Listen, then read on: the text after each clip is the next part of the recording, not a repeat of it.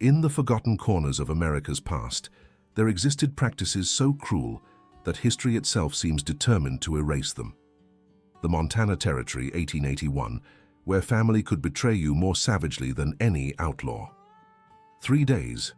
That's all they gave me to prove my worth before they'd ship me to the mining camps. They called it a health disclosure auction, where women deemed defective were sold off to whoever might find use for them. A twisted commerce masked as charity, where doctors' certificates determined a woman's entire worth. When Catherine Wilson's prominent family discovered she couldn't bear children, they didn't just disown her, they displayed her shame publicly, hoping to salvage some value from their damaged investment. Barren as winter soil, they whispered, as she stood on that platform, her future measured in dollars and cents. What no one expected was him, Mason Grant, the black rancher whose very existence challenged everything this territory thought it knew about power, justice, and the true meaning of family. Stay with me until the very end, because what happened in those 3 days on Crescent Ridge Ranch didn't just change 2 lives forever. It exposed secrets that threatened to burn an entire town to the ground. What you're about to witness is the untold history of America's frontier. The stories deliberately erased from textbooks because they challenge everything we thought we knew about who really built this nation. If you're new here, I'm the Black Rancher, dedicated to uncovering the forgotten heroes of the West, the men and women who forged justice from cruelty against impossible odds. Hit that subscribe button and notification bell right now, because this channel is the only place you'll hear these stories told with the truth and dignity they deserve. These aren't just tales of the past, they're blueprints for courage that we desperately need today. Now let's ride back to Montana, 1881, where one man's defiance was about to change everything. Copper Creek, Montana Territory, a town that had sprung up around silver mines and cattle fortunes. A place where wealth bought not just land and livestock, but respectability and justice itself. The Wilson family stood among its elite. Charles Wilson had arrived with nothing 20 years earlier, but now controlled half the water rights in the county. His sprawling Victorian mansion on the hill overlooked the town like a watchful sentinel, a reminder of who truly governed these parts. Mason Grant guided his horse slowly through Copper Creek's main street, aware of the stares following him. At 35, his face showed the lines of a man who'd seen war, slavery, and eventually freedom, though that freedom remained conditional in places like this. The Crescent Ridge Ranch had been Mason's home for 7 years. The land had been worthless when he bought it. Rocky terrain the cattle barons considered unusable. Through backbreaking work and ingenious irrigation techniques he'd learned during Reconstruction, Mason had transformed those 500 acres into some of the most productive grazing land in the territory. His success had earned him grudging respect, but also dangerous enmity from men who believed prosperity should remain exclusively white. "What brings you to town, Grant?" Sheriff Taylor called out, his hand resting casually on his holster. "Supply day isn't until Friday." "Just passing through," Mason replied calmly, though they both knew it wasn't true. News traveled fast in these parts, and the unusual auction scheduled at Wilson's Mercantile had drawn curious onlookers from 3 counties. The crowd had already gathered when Mason dismounted. Tethering his horse at the far end of the hitching post, he stood at the back, his tall frame allowing him to see over the assembled townspeople to the small platform erected inside the store.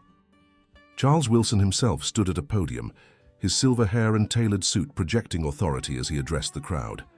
"As many of you know, our family has experienced a disappointment," Wilson announced, his voice steady but cold.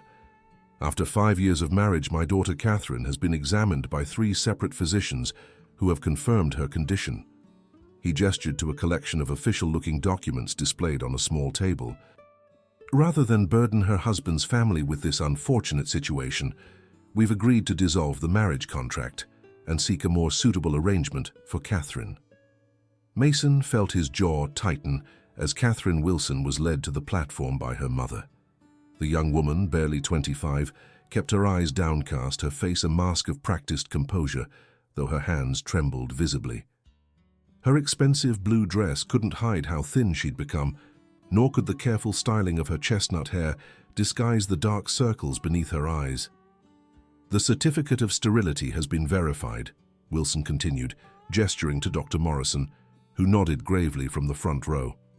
We're offering a 5-year labor contract with transferable terms. Catherine is educated, speaks French, and is skilled in household management. Starting bid is $200, announced the store clerk, stepping forward with a ledger. The crowd shifted uncomfortably. Even in the hardened moral landscape of frontier towns, this public humiliation of a formerly respected woman crossed boundaries few were comfortable acknowledging. 100, called Widow Simmons, who ran the boarding house, but only if she can cook. 150, countered Mr. Peterson, the banker whose wife had recently died. I need someone to watch the children. Mason watched as Catherine's shoulders tensed with each bid, her personhood diminishing with each dollar named. He'd seen auctions before, stood on platforms himself as a young man, and the familiar sick feeling rose in his gut. 200 from Judge Barrett, announced the clerk, pointing to the elderly magistrate whose reputation with young servants was whispered about but never challenged. 250, called James Turner, owner of the Silver Star Saloon. Scattered chuckles rippled through the crowd as everyone understood what work awaited Catherine there. Charles Wilson's expression remained impassive, though his wife had turned slightly away, unable to watch. As the bidding reached $300, Mason found himself stepping forward. 500, he said, his deep voice cutting through the murmurs. A shocked silence fell over the gathering. Mr. Grant, Charles Wilson said, recovering quickly. This is a respectable affair for a lady of good family. Perhaps you misunderstand the nature of... I understand perfectly, Mason interrupted, reaching into his coat to withdraw a leather pouch. He counted out gold coins deliberately onto the counter, $500 cash. Sheriff Taylor moved closer, hand still on his holster. Now see here, Grant. Is my money not good enough, Mr. Wilson? Mason asked calmly. Or is there some other requirement not stated in your auction notice? The assembled townspeople watched in fascinated silence as Charles Wilson weighed his options. To reject the bid outright would expose the racial prejudice underlying the respectable affair. To accept meant releasing his daughter to a black rancher, a humiliation possibly worse than her sterility in the eyes of Copper Creek society. Catherine herself had finally raised her eyes, looking directly at Mason with an expression that mingled fear with something else, a desperate spark of hope. The bid stands at $500, the clerk announced awkwardly after a long silence. 500 going once, he continued when no one spoke. The wealthy men of Copper Creek exchanged glances, none willing to outbid Mason and thereby admit they wanted Catherine for purposes less respectable than labor. 500 going twice, sold to Mr. Grant of Crescent Ridge. Mason stepped forward to sign the contract, his signature bold next to Charles Wilson's rigid scrawl. Catherine was led from the platform, still not speaking, clutching a small valise that apparently contained all she was permitted to take from her former life. As Mason helped Catherine onto his wagon, maintaining a respectful distance that nonetheless drew disapproving glares, Sheriff Taylor approached one final time. She better be at church on Sunday, Grant, he warned quietly. And if I hear one word about impropriety... 3 days, Mason replied, his voice low enough that only the sheriff could hear. In 3 days, bring the doctor out to my place. We'll see what God has to say about certificates of sterility then. The sheriff's expression betrayed his confusion, but Mason offered no explanation as he climbed up beside Catherine and took the reins. As the wagon pulled away from Wilson's mercantile, whispers erupted behind them. Catherine sat rigidly beside him, staring straight ahead, her hands folded tightly in her lap. Why? She finally asked, as they cleared the town limits, her voice barely audible over the wagon wheels. Mason kept his eyes on the trail ahead. Because some things are wrong no matter who does them or why, he answered simply, and I've seen enough auctions to last 10 lifetimes. The Crescent Ridge Ranch appeared over the hill like a vision that didn't belong in this harsh landscape. Nestled in a natural bowl protected from the worst of Montana's bitter winds, the property featured not just the expected barn and corral, but extensive gardens, fruit trees just beginning to blossom, and a creek that had been carefully channeled to create irrigation for fields that stretched toward the horizon. The house itself was modest but sturdy, a two-story structure built of local stone and timber, with a wide porch wrapping around three sides. Smoke rose cheerfully from the chimney, despite the spring warmth, and as they approached, Catherine could see potted herbs lining the porch rails. "It's beautiful," she said softly, the first words she'd spoken in over an hour. Mason nodded, a hint of pride crossing his features. "Built it with my own hands. Every nail, every board." As he helped her down from the wagon, the front door opened to reveal a Cheyenne woman in her 60s, her long gray braids framing a face that held both strength and gentleness. "This is Morning Star," Mason explained. "She helps me run the place, taught me everything I know about growing things in this impossible soil." Morning Star studied Catherine carefully before speaking. "You found her then, just like your dream said." Catherine's eyebrows rose in confusion, but Mason merely nodded. "Morning Star, this is Catherine Wilson. She'll be staying with us." "Wilson?" The older woman's eyes narrowed. "The water stealer's daughter?" Catherine flinched visibly at the description. "She's not responsible for her father's actions," Mason said firmly, "and she's had a difficult day." Morning Star's expression softened slightly. "Come inside, child. You look half-starved. These men of power, they never understand that a woman's body belongs to her spirit first, not their bloodlines." The interior of the ranch house surprised Catherine even more than its exterior. Bookshelves lined one wall of the main room, filled with volumes on agriculture, medicine, and literature. A piano stood in one corner, not a cheap upright, but a quality instrument that must have been transported at enormous expense. The furniture was simple but beautifully crafted, and colorful Cheyenne textiles added warmth to the stone floors and walls. "So you'll sleep here," Morning Star said, showing Catherine to a small but comfortable bedroom off the main living area. "Clean clothes in the chest. Bath water's already heating." Catherine stood in the center of the room, still clutching her valise, overwhelmed by the unexpected dignity of her surroundings. She'd prepared herself for squalor, for mistreatment, perhaps even for the kind of degradation James Turner's bid had implied. This quiet respect caught her more off guard than cruelty would have. "Why am I here?" she asked again when Mason appeared in the doorway with her small trunk of possessions. "What do you want from me?" He set the trunk down carefully. "Right now, nothing. Rest. Eat. Tomorrow we can talk about why doctors aren't always right." "They examined me 3 times, Catherine said bitterly. "The scarring is extensive. I can never—" 3 white doctors from medical schools that teach women's bodies are mysterious territories they'll never truly understand, Mason interrupted. Morning Star was a healer among her people for 40 years before the reservation. She's delivered more babies than all 3 of those doctors combined. He turned to leave, then paused. "Dinner's in an hour. You're not a prisoner here, Catherine. The door doesn't lock from the outside." After he left, Catherine sank onto the bed, fingers tracing the clean quilt, mind reeling from the day's events. From respected daughter of Copper Creek's founder to auctioned property to whatever this situation was, all in less than 8 hours. Through the open window came the sound of Mason's deep voice as he spoke to someone in the yard, not Morning Star, but someone else. A child's laughter followed, bright and uninhibited, then another younger voice calling out excitedly. Curiosity drew Catherine to the window. In the yard below, Mason was kneeling beside a boy of about 10 with skin a few shades lighter than his own, showing him how to repair a leather bridle.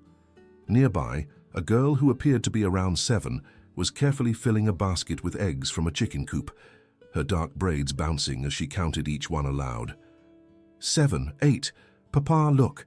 The speckled hen finally laid, the girl called out, holding up an egg triumphantly. "That's my Sarah," Morning Star's voice came from behind Catherine, making her start. "Smart as her mother was, God rest her." "His children?" Catherine asked, turning from the window. "His sisters," Morning Star corrected, setting down a tray with steaming water for washing. "Rebecca died in childbirth 3 years back.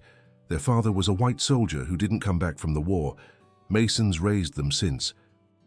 "And their mother died in childbirth," Catherine repeated softly, unconsciously placing a hand over her own belly, where doctors had declared nothing could ever grow. Is there another child then? Morningstar's dark eyes held Catherine's for a long moment. No, the baby died too. That's why Mason believes so strongly in what I'm going to try with you. Try? The older woman nodded. The tea is already brewing.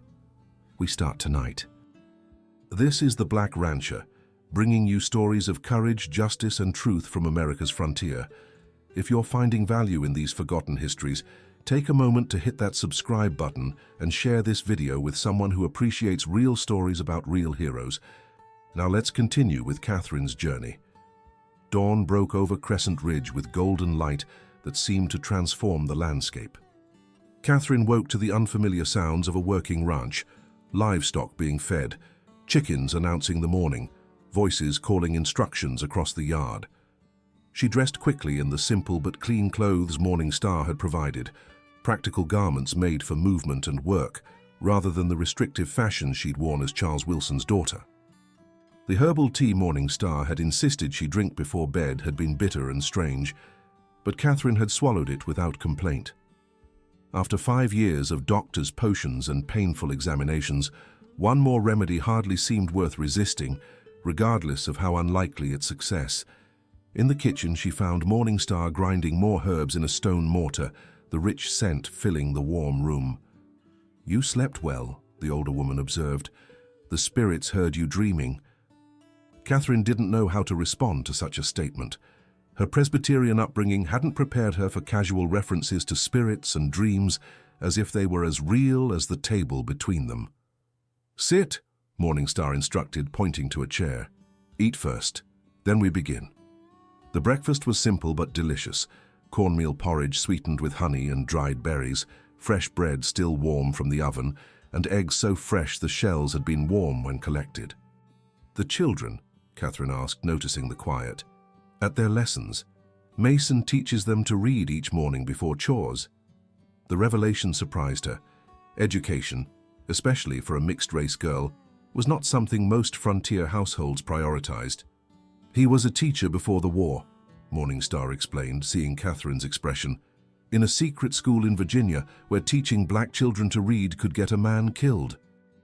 After breakfast, Morningstar led Catherine to a small building set apart from the main house. A bathhouse with a large copper tub filled with steaming water infused with herbs that filled the air with an earthy, medicinal scent. "Strip," the older woman instructed matter-of-factly. "The medicine needs to reach where the damage is." Catherine hesitated only briefly before obeying. Her body had been exposed to so many examining eyes in recent years that modesty seemed a distant memory. Still, as she sank into the hot water, she felt a strange sense of reclaiming something that had been taken from her, the simple dignity of privacy and care rather than clinical assessment. Morningstar's weathered hands worked with gentle efficiency, massaging a salve into Catherine's lower abdomen, while murmuring words in a language Catherine didn't understand. The tension Catherine had carried for years began to release under those knowing fingers. "The white doctors, they see only what is broken," Morningstar said as she worked. "They never look for what might heal. The body remembers how to be whole if we remind it gently." "How can you know what's wrong with me?" Catherine asked. "The specialists in Helena had instruments, examinations. I listened to your body's story last night," Morningstar replied simply. "While you slept, I sat beside you and heard what your womb whispered. There was a fever, yes? When you were very young." Catherine stared at her in shock. "How could you know that? I was 12. They said it scarred everything inside me." "Scars can soften, passages can open. But first, you must believe it's possible." After the bath came more tea, different from the previous night's brew, this one tasting of licorice and other flavors Catherine couldn't identify. Then a poultice applied to her abdomen, wrapped with clean cloths to hold it in place. Throughout the day, Catherine observed the rhythm of ranch life from the porch where Morningstar had instructed her to rest. She watched Mason with the children, patient, firm, and affectionate in equal measure.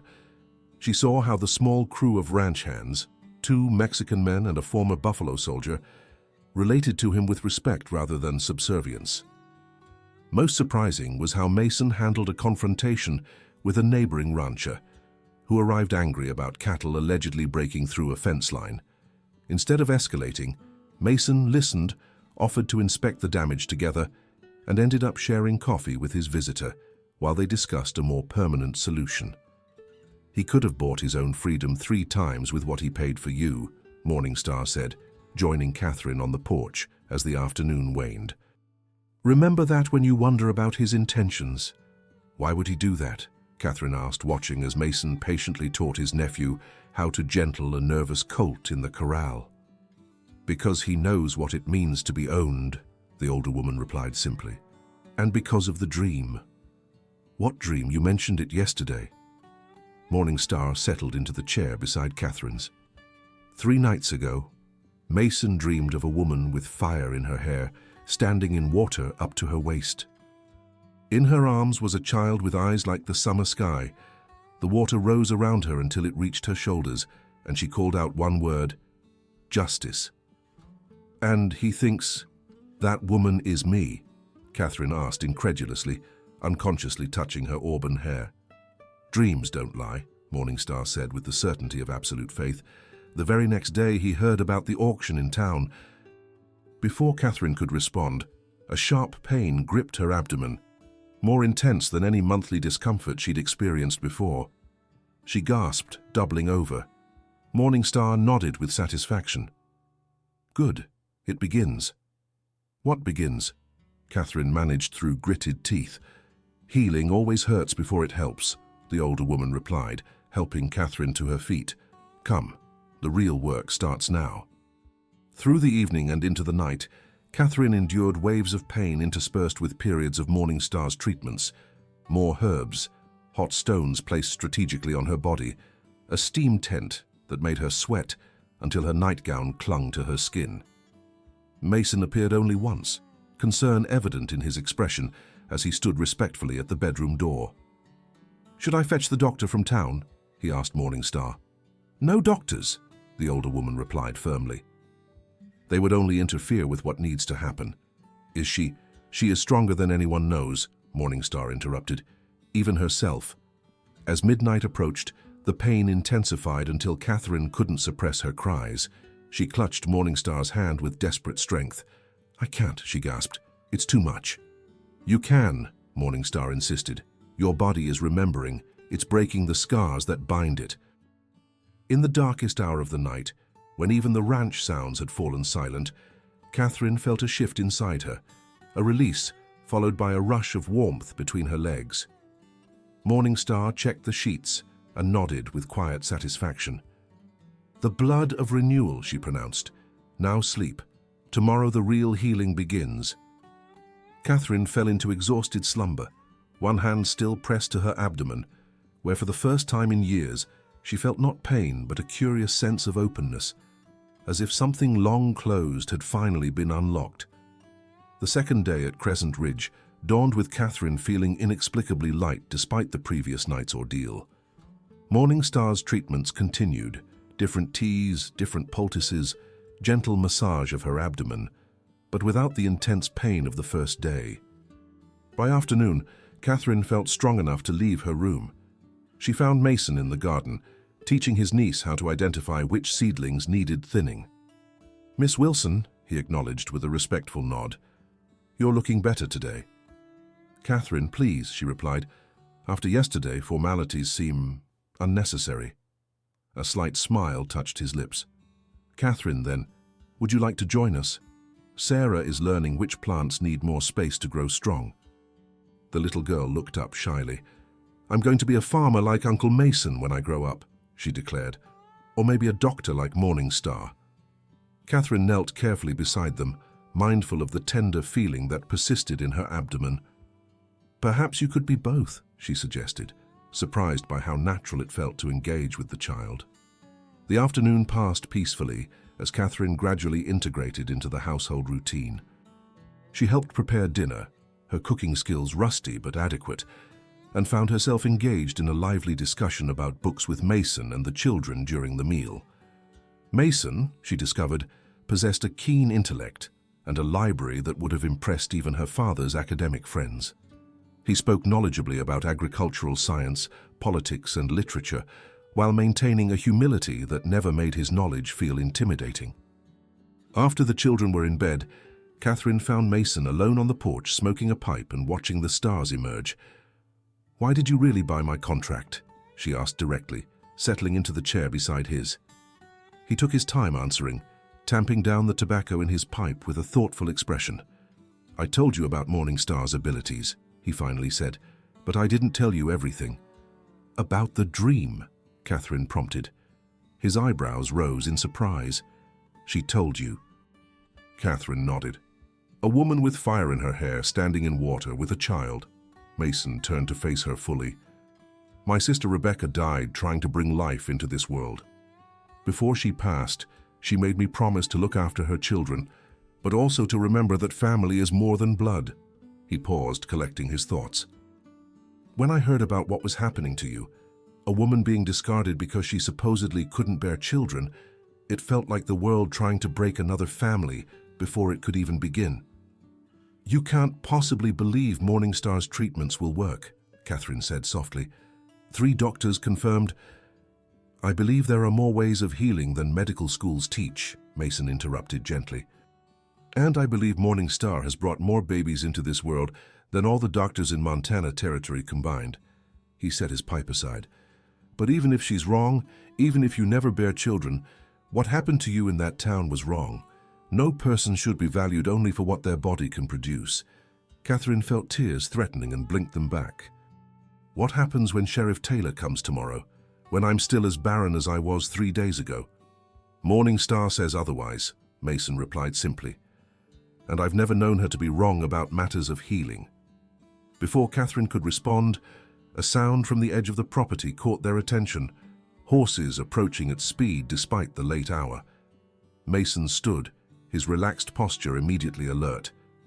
"Get inside," he said quietly. "Wake Morningstar." Catherine hurried into the house as Mason stepped off the porch, moving to intercept the riders. Through the window, she watched as 4 men dismounted, Charles Wilson at their head, followed by Sheriff Taylor, Dr. Morrison, and James Turner from the saloon. "Where is she?" Wilson demanded, loud enough for Catherine to hear through the partially open window. "Mr. Wilson," Mason acknowledged calmly, "this is unexpected. Our agreement was for the sheriff and doctor to visit tomorrow." "The agreement is void," Wilson spat. "We've had reports about what's happening here, Indian witchcraft, pagan rituals. I'm taking my daughter home." "Your daughter?" Mason's voice remained level. "You sold her contract 3 days ago. She's not your property anymore." Sheriff Taylor stepped forward. "There are laws about subjecting white women to heathen practices, Grant. We've come to investigate allegations of impropriety." "The only impropriety I see," Mason replied, "is 4 armed men arriving at my property after dark with no warrant." Dr. Morrison cleared his throat awkwardly.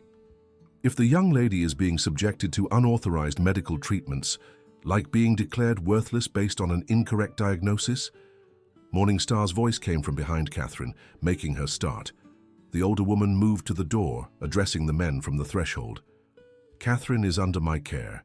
She is healing." "Healing?" Dr. Morrison scoffed. "The damage is permanent. I examined her myself." "You saw what you expected to see," Morningstar replied evenly. "Nothing more." Charles Wilson's face had reddened dangerously. "I will not stand here arguing with a savage woman. Catherine," he called, "come out at once." Catherine felt a surge of something unfamiliar, not fear, but anger. Clean, clarifying anger that straightened her spine as she moved to stand beside Morningstar in the doorway. "I'm not your daughter anymore, Father," she said steadily. "You made that very clear when you sold me to recover your investment." "This is absurd," Wilson sputtered. "You've been brainwashed by these—" "By these what, Father?" Catherine interrupted. "These people who've shown me more care in 3 days than you did in 25 years.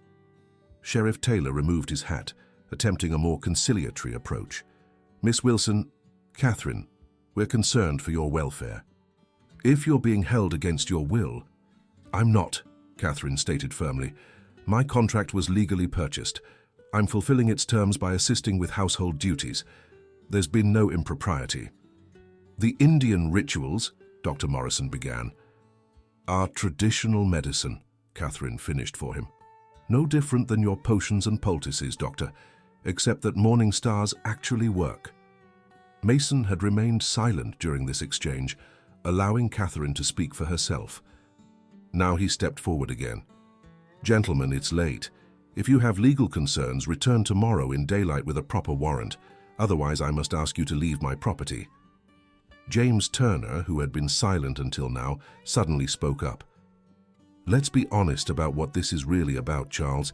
You can't stand that your precious daughter is living under a black man's roof." The blunt statement hung in the air, exposing the ugly truth beneath the veneer of legal and medical concerns. "That's not—" Wilson began. "Isn't it?" Turner challenged, surprising everyone by turning against his companion. "You were happy enough to sell her contract when you thought she'd end up scrubbing floors at the Widow's or serving drinks at my place. It's only now that she's here that you're suddenly concerned about her welfare." The saloon owner turned to Mason. "No offense intended, Grant, just speaking plain." Mason nodded once, acknowledging the unexpected support. Sheriff Taylor looked increasingly uncomfortable. "Perhaps we should return in the morning, as Mr. Grant suggests." "I'm not leaving without my daughter," Wilson insisted. "I'm not your daughter," Catherine repeated, her voice stronger. "You terminated that relationship very publicly 3 days ago." As the standoff continued, Catherine felt a sudden cramping sensation in her abdomen, different from the previous day's pain. Something warm trickled down her leg and she gasped, clutching the doorframe for support. Morningstar was beside her instantly, supporting her weight and examining her with knowing eyes. "It's time," she murmured. "The final cleansing." Dr. Morrison stepped forward, professional concern overtaking his skepticism. "What's happening to her?" "Her body is completing its healing," Morningstar replied, helping Catherine back inside as the men watched in confusion. "The passage is clearing. By morning she will be whole again." "That's medically impossible," Morrison protested, following them uninvited into the house. "The scarring was misdiagnosed," Morningstar stated flatly, "or perhaps was temporary inflammation that your treatments worsened instead of helped." Catherine sank onto a chair, breathing heavily through another cramp. "Is this normal?" she managed to ask. Morningstar nodded. "The final stage. Your moon cycle returns, proof that your womb lives again." "Doctor?" Morrison stared in disbelief. "That can't be. I examined her thoroughly 3 times. "And yet," Morningstar gestured to the evidence visible on Catherine's skirt, "here is your proof." Charles Wilson had followed them inside, his expression caught between anger and confusion. "This changes nothing. If she's recovered, then she can return home and we'll find a more suitable arrangement." "No, Father," Catherine said firmly, despite the discomfort. "I'm not a commodity to be traded based on my reproductive capabilities. My contract belongs to Mr. Grant for the next 5 years. Unless he chooses to release it," Morningstar added quietly, giving Mason a significant look. Mason, who had remained in the doorway respecting Catherine's privacy, now stepped into the room. "That would be Catherine's choice, not mine." Charles Wilson looked from Mason to Catherine, then to Sheriff Taylor. "This is absurd. The contract was signed under false pretenses. If she's not defective, then the basis of the sale is invalid." "Interesting legal argument," Mason observed calmly, "especially since the false pretenses would be the medical assessment your own doctor provided, not any deception on Catherine's part." Dr. Morrison paled visibly. "I can only report what I observed at the time. If there's been some spontaneous recovery—" "There's been healing," Morningstar corrected. "Something your medicine didn't believe possible." A tense silence filled the room as the implications settled over everyone present. If Catherine's condition had been misdiagnosed, or if it had been temporary and treatable all along, the Wilson family had essentially sold their daughter under false pretenses. "I think," Sheriff Taylor said slowly, "that we should all return in the morning when cooler heads can prevail. This is a delicate situation." Charles Wilson looked as though he wanted to argue further, but James Turner placed a restraining hand on his arm. "Let it be, Charles," the saloon owner advised quietly. "Some fights aren't worth the cost." As the men finally departed, Mason turned to Catherine with concern. "Are you truly all right?" She nodded, despite the continuing discomfort. "Morningstar says this is normal, expected." "It is more than normal," the older woman confirmed. "It is miraculous. The body remembering its purpose. By morning, the cleansing will be complete." Mason nodded, relief evident in his expression. "Then I should let you rest." As he turned to leave, Catherine called after him. "Mason." He paused, looking back. "Thank you," she said simply, "for seeing my worth beyond this." The smile that crossed his face then was warm and genuine. "Everyone deserves to be valued for who they are, Catherine, not just for what they can give." The third morning at Crescent Ridge dawned clear and bright. Catherine woke feeling truly renewed. The cramping had subsided during the night, and Morningstar's final examination had confirmed what seemed impossible just days earlier. Her body had healed. Not healed, Morningstar had corrected gently. Awakened. It was always whole, just sleeping.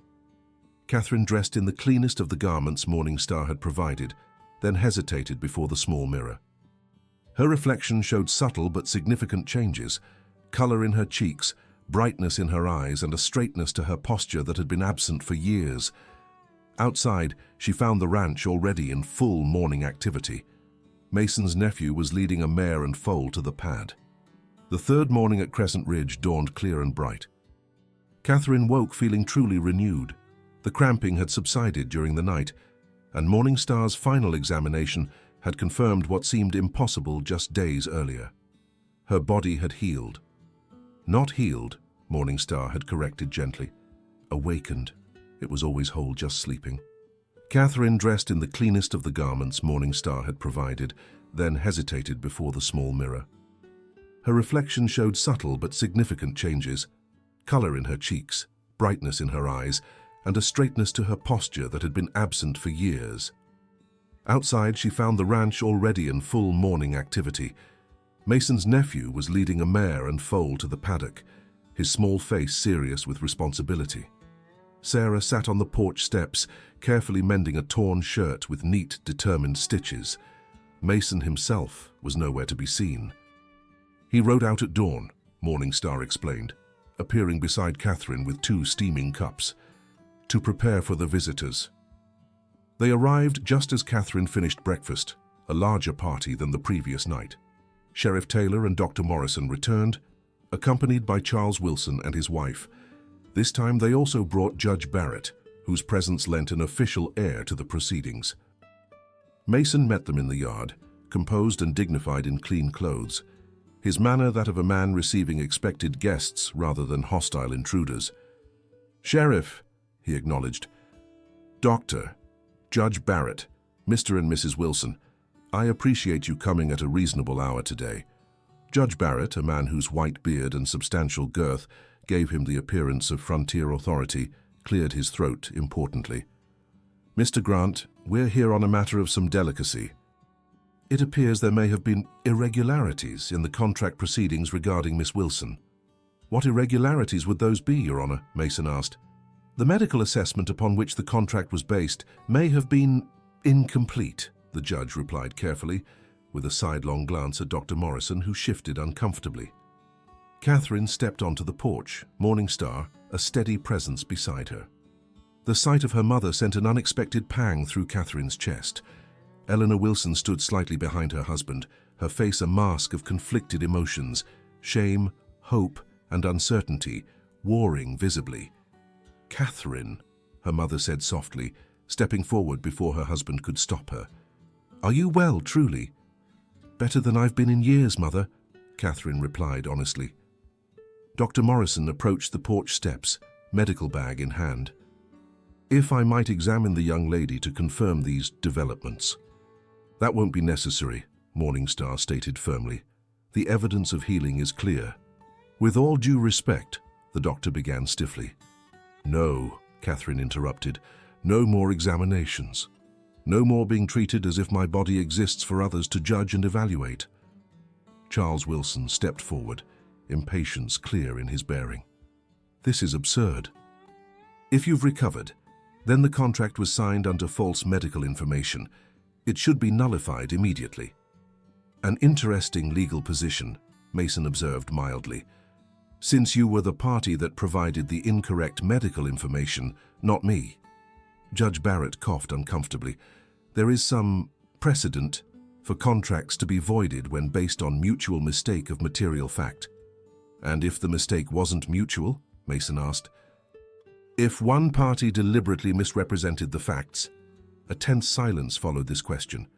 Catherine looked between her father and the doctor, suddenly understanding what Mason was suggesting. What are you implying, Grant? Charles Wilson demanded. Mason met his gaze steadily.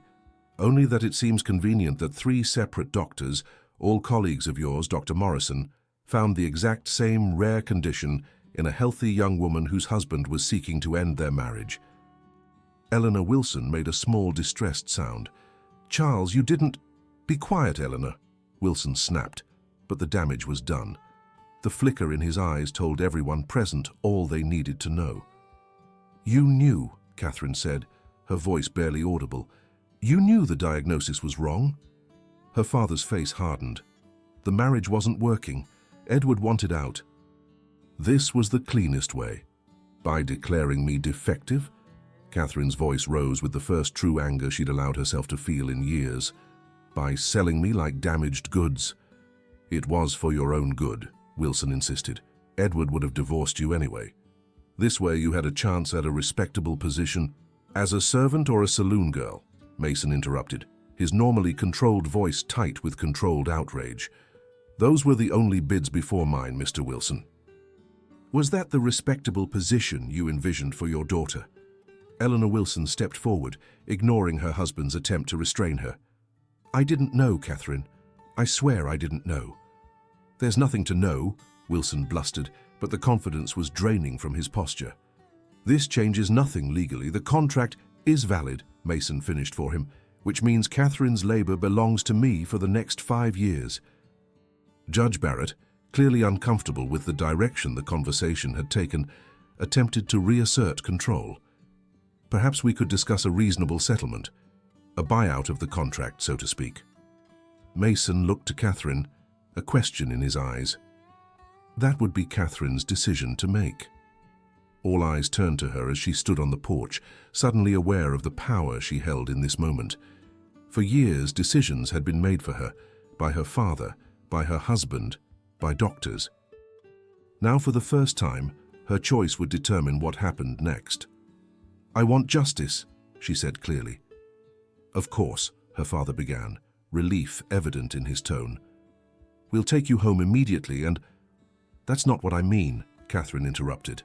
I want justice for every woman who's been declared defective because she was inconvenient to the men in her life. I want justice for the girls who come after me. Mason nodded slightly, understanding in his eyes. Catherine turned to Judge Barrett. Your Honor, I want to file formal charges against Dr. Morrison for medical malpractice and against my father for fraud. I want a public hearing where every detail of how they conspired to have me declared sterile will be entered into public record. Charles Wilson's face drained of color. You wouldn't dare. Think of the scandal. I've thought of little else for years, Father, Catherine replied evenly. The shame of being deemed worthless by my own family. Now it's your turn to experience some of that shame. Dr. Morrison stepped forward, desperation in his eyes. Miss Wilson, please consider. My practice would be ruined. As was my life, she countered. Sheriff Taylor, who had remained silent throughout the exchange, finally spoke. Judge, if there are allegations of fraud, I'm duty-bound to investigate. Judge Barrett looked deeply uncomfortable, but nodded reluctantly. Given the seriousness of the accusations, I would have to convene a hearing. Charles Wilson's composure finally cracked.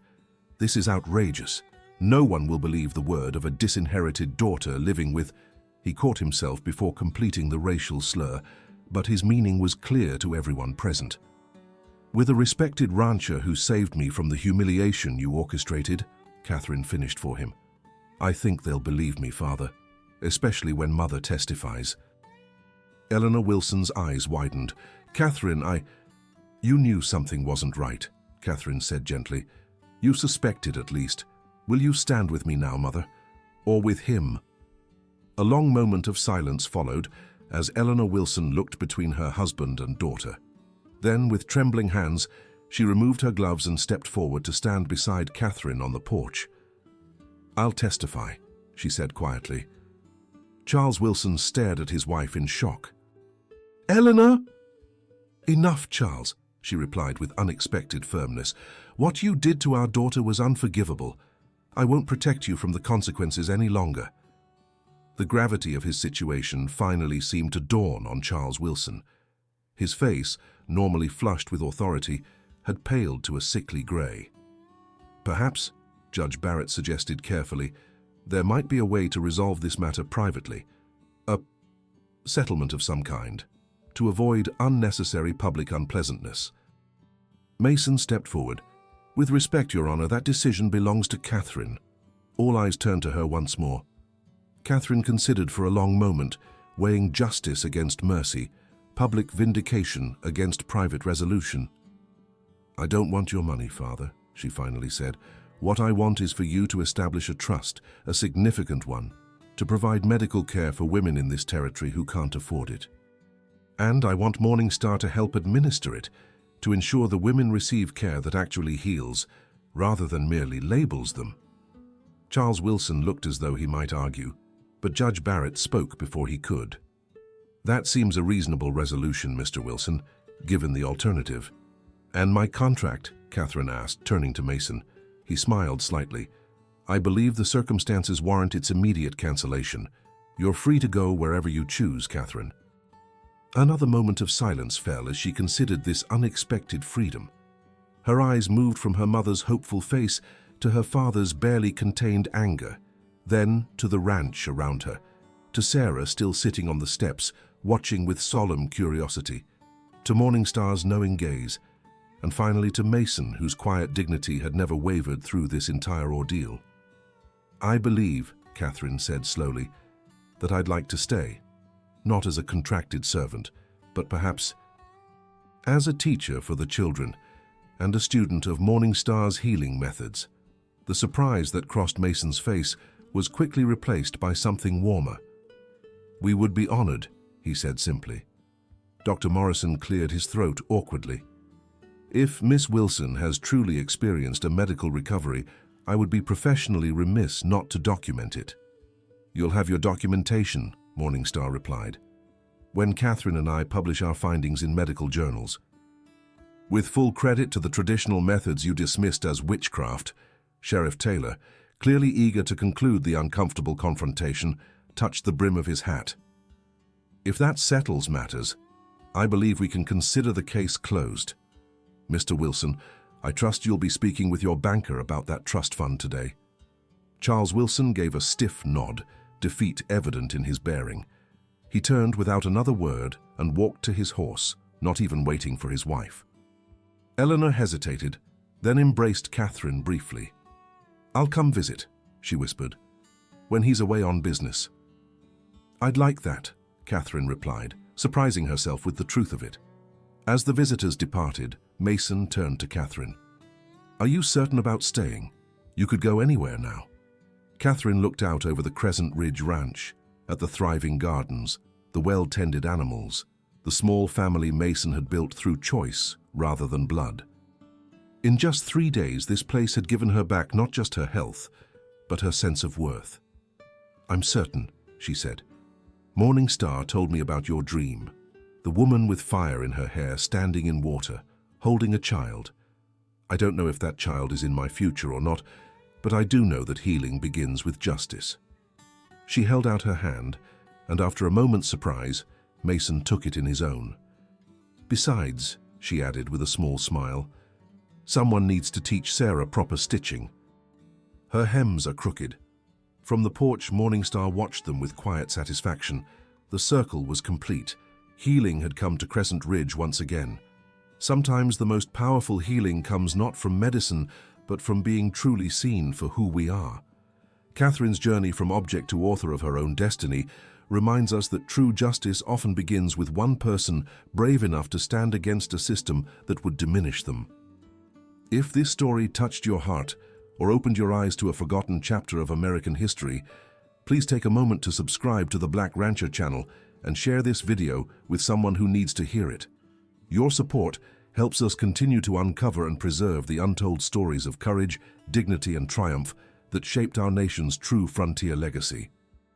Remember that history is written by those with the power to tell it, and by watching and sharing these stories, you become part of a movement reclaiming narratives that were deliberately erased. This is the Black Rancher, bringing you the forgotten heroes of the American West. Thank you for joining us on this journey, and we'll see you in the next video.